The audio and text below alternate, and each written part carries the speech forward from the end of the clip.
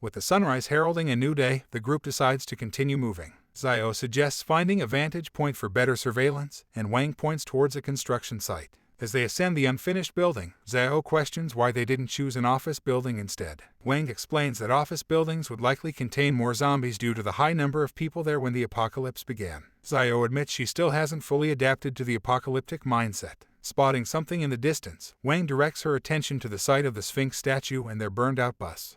Zhua and Wang deduce that someone must have been searching for them and, failing to find them, decided to destroy the bus. While the identity of this individual or group remains unknown, Wang is confident they will find them soon. Turning their attention to a distant spectacle, they observe a group of bikers racing towards an evolution crystal on top of a pyramid. Wang identifies the crystal as a symbol of evolution, something he has never seen materialize before. The bikers, believing they have divine approval, attempt to claim the crystal for themselves. They use dynamite to attack a nearby Sphinx statue, infuriating it. The statue unleashes a powerful roar, summoning a sandstorm and revealing its true monstrous form. Despite their use of explosives and firearms, the bikers are unable to harm the creature and decide to flee. But the monster, with its seemingly invincible body, pursues them. Onlookers question the possibility of defeating such a formidable beast. Zio, worried, turns to Wang for advice but finds him gone. Instead, she and the rest of the onlookers see Wang speeding towards the monster on a motorcycle. The blue-haired individual among the bystanders recognizes Wang as the person who previously rescued the bus. As Wang challenges the monster, the spectators express disbelief and speculate that he is recklessly seeking death. Both Zio and Zhua, while confident in Wang's abilities, can't help but feel anxious as they watch him draw his sword, accelerate his bike, and head straight towards the beast. Wang maneuvers skillfully around the monstrous sphinx, drawing surprise from the watching crowd. To their shock, he also manages to evade sand lions conjured by the Sphinx, which possess speed greater than a locomotive. Wang's action of abruptly stopping his bike triggers speculation among the bystanders, but he turns the tables by charging back at the sand lions and slicing them apart with his sword. Witnessing Wang's expert use of his sword while riding his motorcycle, Zio expresses awe and delight. Meanwhile, Zhuak points out the glowing pyramid, which appears to be empowering the Sphinx. Wang's abrupt stop also raises questions, but he surprises everyone again by picking up a detonator and throwing it ahead of him, revealing a subway entrance. He bids the Sphinx farewell and disappears into the tunnel. Relieved that Wang is safe, Zhuak and Zio ponder their next move. Zio notes that their location may have been exposed as they spot someone observing them through a telescope. Zio suspects it's the same group that burned the bus earlier, noting that they are armed and ruthless. Zio theorizes that after witnessing Wang's abilities, the group might want to recruit him to help obtain the evolution crystal. If Wang refuses, they could potentially threaten to kidnap Zio and Zhuak to coerce him. With this realization, they quickly decide to leave their current location and return to the supermarket as swiftly as possible. The blue-haired individual from the biker gang reports to their leader that he's found the people from the bus, even though there are fewer of them. The leader feels lucky for having sent someone else to track them, considering the potential danger. His plan is to threaten the sword-wielding man by capturing the two girls, hoping this would give them a chance to acquire the evolution crystal. He orders his men to chase the girls. Meanwhile, Zio and Zhuak are trying to escape. Zio suggests taking a smaller road to avoid their pursuers, despite Zhuak's fear of encountering more zombies. Zio points out that in the apocalypse, humans can be scarier than zombies. As they hide in an alley, they overhear the bikers looking for them. They decide to stay hidden, but an accidental knock gives them away. Realizing they've been discovered, they brace for a confrontation. Elsewhere, Wang is riding his motorcycle and senses that something is wrong. The Guardian has become more powerful, which seems out of place for the initial stages of evolution. He recalls that in his past life, there were different levels of danger, from D rank, which was relatively safe for normal people, to A rank, which could annihilate an entire evolution team. Considering how Zhuak obtained an evolution crystal in such conditions, Wang has a sudden realization the problem isn't with Zhuak, but with him. He remembers the eerie eyes and his red evolution crystal's reaction, and how the crystal allowed him to absorb the zombie's strength. This made him seem like a zombie in the eyes of the Guardian. The purpose of the evolution area is to give humans the ability to fight against zombies. Guardians are there to deal with both zombies and humans, depending on the circumstances. Wang concludes that the Guardian that glared at him and boosted the Sphinx's power is the second Guardian hidden within the pyramid. Realizing his predicament, Wang decides to leave the area and come up with a new plan to tackle the situation. In the tunnel, Wang notices that there's electricity and the presence of many zombies. Above ground, the leader of the bikers orders his men to capture Zio and Zhuak. In response, Zio shoots one of them, introducing herself as a military captain with the authority to kill. She warns the bikers to back off or face the consequences. However, the criminals aren't deterred, viewing the girls merely as prey. As the girls try to escape, they run into a dead end. Zio attempts to reload her gun while holding the bikers off with her dagger. The bikers, believing the girls are out of ammo, laugh and move in to capture them. Just then, an engine revs in the distance. A motorcycle, driven by Wang, flies over the group, taking down a biker in the process. The gang members, recognizing him as the man who fought the monster, back off in fear. Zwak warns Wang about their pursuers' intentions and Zhao cautions him about their guns. When Wang asks who the bikers are and why they're looking for him, the gang leader introduces himself as the boss of the North City area. He tries to recruit Wang, threatening to kill him if he refuses. Instead, Wang counters by asking the leader to work with him and cooperate. He criticizes the bikers for their destructive, selfish ways, arguing that such behavior prevents humanity from uniting against the threats of the world. The North City boss retorts that only ruthless people like him can survive in this chaotic world. Wang insists that when humans unite, they can all survive. However, people like the bikers would only lead humanity towards extinction. Noticing Wang's red eyes, the gang members become confused. The leader orders his men to shoot Wang, but before they can react, Wang vanishes from their sight, only to reappear slicing through his enemies. As Wang cuts down the bikers one by one, the leader grows increasingly terrified. Swa notices the leader moving towards her and Zhao, presumably to take them hostage, and fears Wang may be too far away to help. The North City boss races towards Zhao and Zwak, but a shot rings out, downing one of his subordinates. Before he can react, the leader is also shot, his hand severed, and his head sliced off. It's revealed that Wang was the one holding the gun. With the boss of the North City area critically injured, Wang asks him why he should spare his life. The leader proposes flipping a coin to determine his fate. Wang finds the suggestion interesting, but when the leader asks for a coin, Wang shoots him instead, promising to play his game next time. Wang checks on Zhao and Zwak, who confirm they are safe but out of ammunition. Wang instructs them to collect bullets from the fallen bikers and warns them about the upcoming threat, zombies adapting to sunlight. Upon hearing this, Zwak recalls the eerie noises they heard earlier. Zwak is concerned about other members of the criminal organization in the nearby area. However, Wang is one step ahead, explaining that the zombies lured out of the station would likely have encountered the criminals already. True to his words, the other members of the gang encounter zombies at their hideout and are overwhelmed. The group returns safely to the supermarket, where they are warmly welcomed. When questioned about the guns they're carrying, Wang casually mentions they had a little fight with some people. Zhao and Zwa, aware of the truth, sarcastically repeat "little fight," prompting smiles from the others. While discussing the origins of the guns, Jado hypothesizes that they belong to jail guards and officers and acknowledges that their actions saved many from suffering.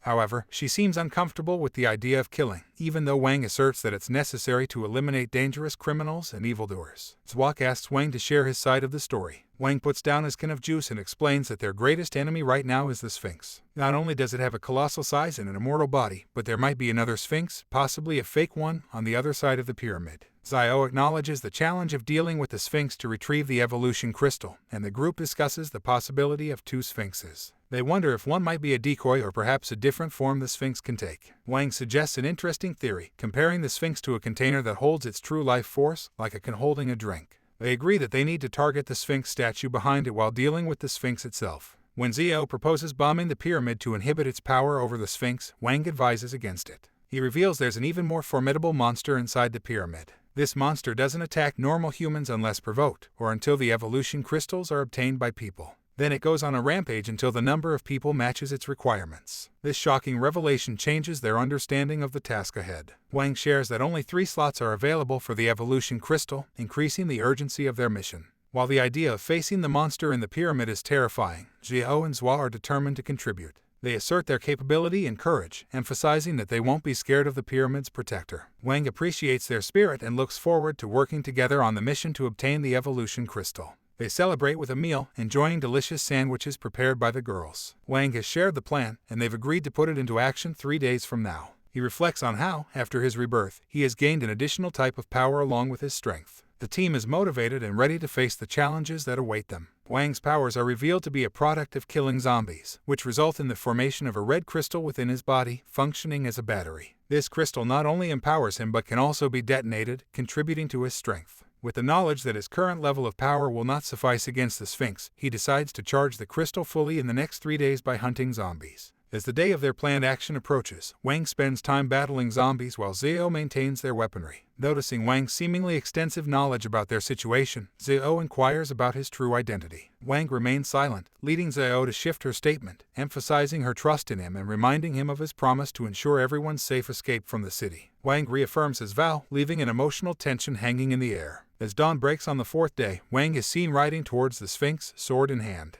The Sphinx retaliates by creating sand lions, but Wang counters by throwing a barrage of bombs. The observers doubt the efficiency of this approach, but they soon realize his true target, the sand sphinx behind the main one. Enraged, the main sphinx summons a spike from the sand, destroying Wang's bike. However, Wang stays composed, drawing his sword and leaping towards the sphinx, stabbing and slicing it. Although he manages to wound the sphinx, causing it to cry out in pain, the creature's fury only intensifies. It appears the battle against the Sphinx is far from over. The Sphinx, bleeding out its life force, launches a retaliatory attack at Wang. To everyone's surprise, Wang pulls out a handgun, temporarily stunning the Sphinx. He seizes the opportunity to inflict more damage, slicing the Sphinx's eyes and piercing its back. However, the Sphinx soon recovers, courtesy of the radiance from the pyramid, which also stuns Zia, who had just taken down a zombie. In response to the Sphinx's recovery, Wang unleashes the energy stored within his red crystal. Both combatants, now at full strength, face each other in an intense standoff. Just as the Sphinx lunges at Wang, a drone, controlled by Zhua, drops a detonator on the Sand Sphinx. Wang seizes the opportunity to slash the main Sphinx again, but it still remains standing. However, Wang had a plan. Not intending to kill the Sphinx but rather to immobilize it, he managed to lead the Sphinx to a specific spot, where a train suddenly burst from the ground, crashing into the Sphinx. The success of their meticulously planned strategy brings a wave of relief, especially to Zhua, who is ecstatic. With the Sphinx incapacitated and the station door open, Wang and Zhua quickly ride towards the evolution crystal. Wang's theory proves correct. There are indeed two guardians, the Sphinx to deal with living beings and the hidden monster to battle the zombies. Wang cleverly utilized his red crystal's ability to absorb zombies to divert the pyramid's attention, clearing the path towards the evolution crystal. However, they soon encounter an obstacle, a group of zombies that had caught up with them. Although Wang is able to fend off the zombies, he becomes aware of a door nearby. Intrigued, he wonders if something, or someone, like the second guardian, could be waiting inside. Wang feels a burden on his shoulders akin to a weight of 100 kilograms. His crystal's power seems stifled. He watches the zombies wandering aimlessly, unsure of their motives or their destination. Could they be drawn into the jaws of some lurking monster? Wang himself feels an inexplicable pull, as if under a spell, towards a mysterious hole. Despite his body trembling in trepidation, he steps towards it. Inside the hole, he hears familiar voices, Zia and Zua. Their words of encouragement resound within the hollow, urging Wang not to surrender. Their voices pull Wang back to full consciousness. From the ground, onlookers cheer at the sight of someone nearing the crystal. Together, Zia, Zua, and Wang ascend to the pyramid's peak. Standing before the crystal, they feel its potent energy healing their physical wounds. As Wang reaches out and grips the crystal, he can sense power surging into him. The crystal imbues him with nobility and a unique ability to extract the powers of the guardians, enabling him to claim each guardian's ability as his own. Evolution often necessitates facing life or death trials to gain an ability. While the abilities may not always be strong, the evolution crystal that Wang now possesses could tilt the odds in his favor. In higher-level evolution zones, survival against numerous monsters would allow him to amass a variety of abilities. Deciding to use his newfound power, Wang is faced with two monsters in his vicinity, the Sphinx and an enigmatic creature hidden within the pyramid. He selects the Sphinx, deeming it a less risky choice. Attempting to extract its two abilities, Sand Hunter and Double Clone, he is met with an unexpected explosion. His attempt is a failure, teaching him that his power does not guarantee success. Still, he understands he has another opportunity, and his ability might improve, increasing his success rate. His next choice is the monster lurking within the pyramid, which surprisingly possesses over 20 abilities. Among them, two catch his attention: Call of the Soul, capable of summoning zombies, and Spirit Soul Blast, which previously made him lose consciousness. Intriguingly, the creature rarely uses these powers. Determined, Wang chooses one of these abilities. His second attempt is successful. He acquires the Spirit Soul Blast. Accepting this new ability triggers a tremendous energy surge, bringing smiles of relief to the faces of those observing. Suddenly, an officer announces detection of a high-energy reflection of unknown danger from the target area. A seismic event is registered in Bay City, accompanied by a massive radiance emanating from the city's center. A teenager reports zombie anomalies, pleading for a retreat. The colonel, however, orders them to hold their positions, encouraging bravery in the face of danger. The first abnormality among the 7 mysterious zones has piqued his interest.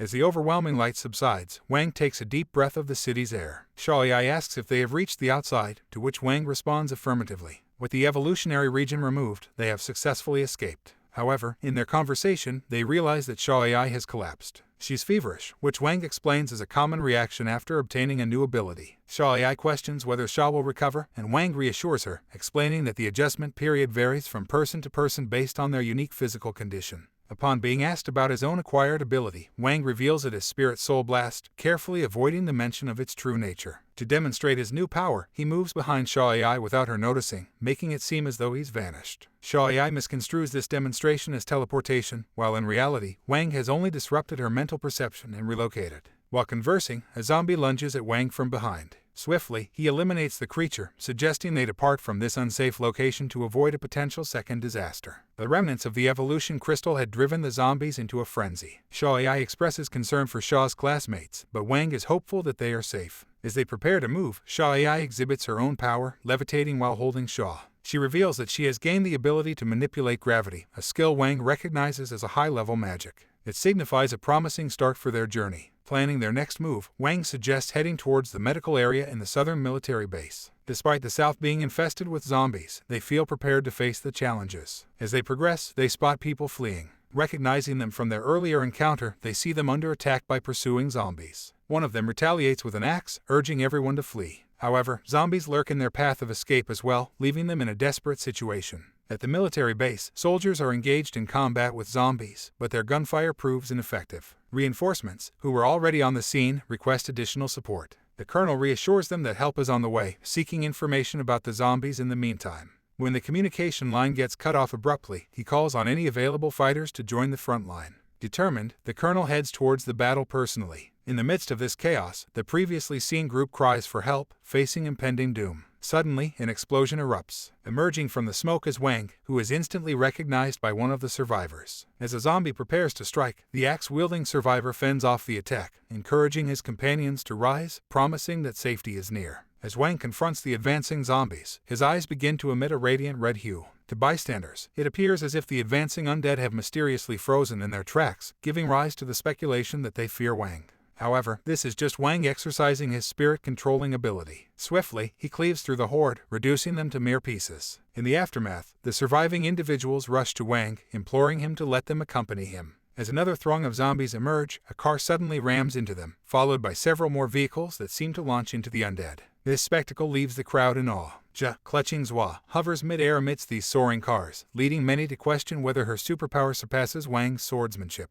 However, when Zha lands and stumbles, causing Zhua to nearly fall, Wang quickly catches Zhua, leading some to reevaluate their assessment of Zha's abilities. Simultaneously, at another location, the military grapples with a wave of zombies, their bullets proving futile against these evolved creatures. Cornered with no apparent escape route, their situation worsens when a mutated zombie grabs the colonel's leg. The colonel attempts a counterattack with his sword, only for it to shatter upon impact. Overpowered and thrown down, he finds himself crippled against the formidable strength of the undead. Just then, Wang arrives at the scene, immediately recognizing the beleaguered colonel as his former mentor. In a past encounter, the colonel had rescued Wang from a beast, ensuring his survival and nurturing him into an evolutionary. His loss of an arm during that incident prevented the colonel from becoming part of the evolutionary unit. Despite this, he willingly endangers himself in the present struggle, protecting Wang. Mortally wounded, he expresses gratitude to Wang, seeking his name. Concerned about the colonel's condition, Wang questions him about his damaged arm. The colonel reassures him, stating that the arm isn't shattered and should recover with time.